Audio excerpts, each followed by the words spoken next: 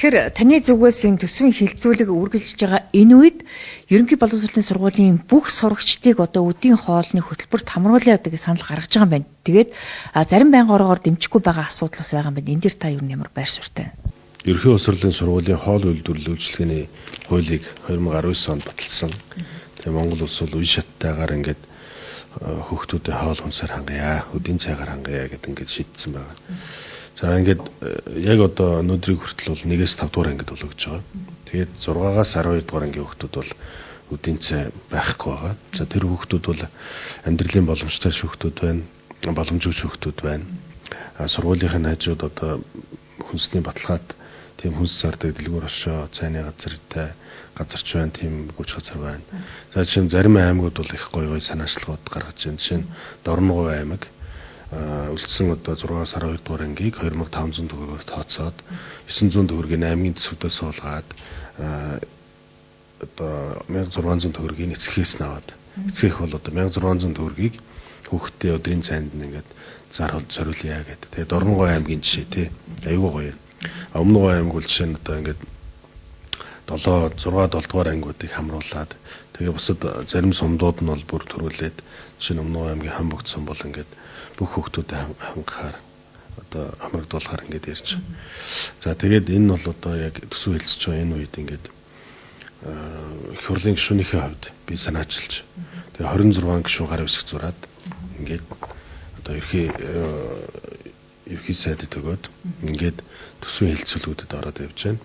Дунд ахлах ангийнхныг одоо үдийн цайнд нэмж хамруулахын тулд эх оны төсөвт 274 тэрбум төгрөг нэмж тусах асуудлыг та бас хөндөж байгаа юм биш үү? Тэгтэл төсвийн байнгаараа бол ийм боломж байхгүй гэдэг хариултыг өгсөн байна. Ер нь улсын хурлын гишүүдийн хүүхдүүд ихэнх нь одоо хувийн сургуульд одоо үдийн цайнд хамрагдчихдаг учраас одоо улсын сургуульд сурдаг бусад хүүхдүүдэд төдийлөн одоо анхаарахгүй санаа зовхгүй байна гэж ойлгож болох уу? Гэхдээ одоо яг тэгж бас ойлгож болохгүй бах. Тэгээд би бол яг нөгөө бас энэ гишүүдтэй бас сайн ойлгуулж чадаагүй ч гэж магадгүй. Гишүүд маань ч янз бүрийн одоо улс орны том асуудлуудад хандаад энийг одоо төдийлөн одоо бас ойлгохгүй байж магадгүй зарим хүмүүс. Гэхдээ ийм оройтойг байна. Одоо 14 хүртэл бас хугацаа байна. Тийм учраас одоо чуулганы нэгдсэн хуралдаанаар гишүүд маань дэмжих болов гэж бодож байгаа. Тэгээ том болохгүй бол тэр одоо бүгдийн биш тийм ээ. Эцэгтэй.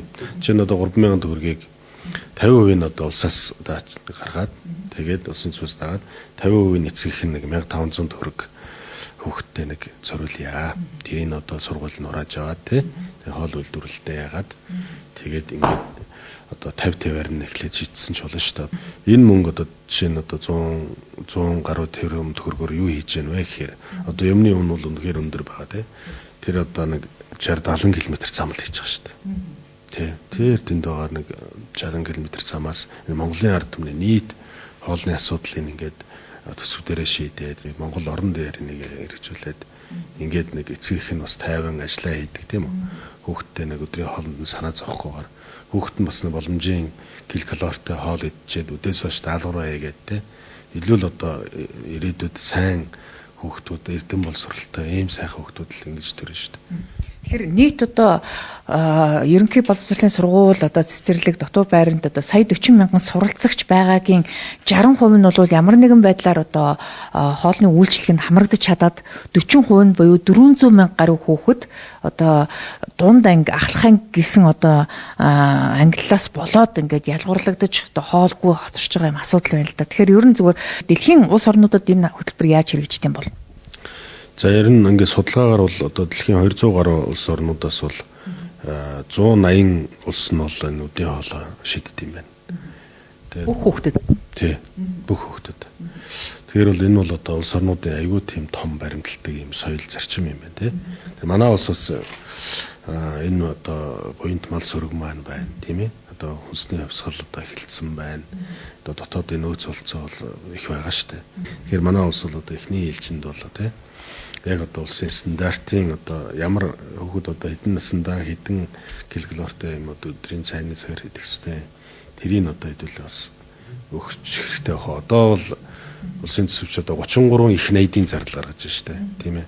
Тэр дотор бол одоо 100 гаруй тэрбум төгрөгч нь бол одоо байгаль болчихж байгаа. Тэгэхээр зөвхөн одоо 1-5 дугаар ангийнхан одоо энэ хоолны одоо үйлчлэгэнд хамрагдчихаар бусад ангийнхан тэр одоо хоолны үнэрийг аваад одоо өсөж байгаа хүүхдүүд бол одоо хичээлж төвлөрч чадахгүй тэгээ зарим нь одоо ухаан алдаж унжаа гэдэг ийм асуудал байна л да. Тэгэхээр ядаж одоо төсөн мөнгө байхгүй гэдэг шалтгаанаар энэ асуудлыг одоо орхихын оронд ядаж 50% эцэгхээс нь гаргуулаад 50% нь усаас даачх юм бол нэг эргэжлэхэд 132 тэрбум төгрөгийг нэмээд баталчих юм бол ээж аав нь нэг хүүхэдтэй нэг өдрийн 1500 төгрөгөөр тооцоод одоо мөнгөний нөгөөд ах юм боломж байна гэж хараад байна тийм үү? Тийм боломж байна. Тэгээд би энэ нийслэлийн сургуулиуд, аймгийн төвийн сургуулиудын зарим хүмүүсээс ингээд яасан судалгаа аваад би бас ганц 2 сургуулиар орсон. Түүнхээр одоо өдийн цагаа уугч хичээлдээ ирж байгаа ч хөхтэй. Гэрт нь хүйтэн тэгээд сургуульдаа дулаахан гэж ирж байгаа ч хөхтэй тийм ээ. Тэгээд сургууль дээр ингэж хичээлдээ сууж. Тэгээд зарим хүүхд бол ялангуяа ахлахангийн тийм хичээл сургуультай сайн төвтэй хүүхдүүд бол одоо ухаалдах тийм тохиол гардаг гэж. Ер нь ингээд сэдлийн улсын төсөөс өгчөд сургуулийн захирал одоо сумын засаг дарга, аймгийн засаг дарга, дүүргийн даргатайгаа нийлээд ирнэ шийдэндээ. Тэгээ энэ одоо 21 онд бол 1-5 дугаар ангийг бүрэн өгдөг болцсон байна. 22 оноос бол дунд ангийг, 23 оноос ахлах ангийг өгдөг болно гэсэн ийм зорилт тавьж одоо хөтөлбөр гаргасан юм байна. Тэгээд Монгол улс бол одоо хүүхдийнхээ хоолыг өгөх дээрээ бол одоо юмд гар татчих болохгүй. Энэ гаднаас зээл авч болохгүй. Жинхэнэ одоо төвчж болох зарлуудаа төвчж хүүхдээ хэдүүлээ хоол ундтай байх хэрэгтэй. Энийг одоо нийт гишүүд манаас ойлгож дэмжинэ гэж бодож байгаа.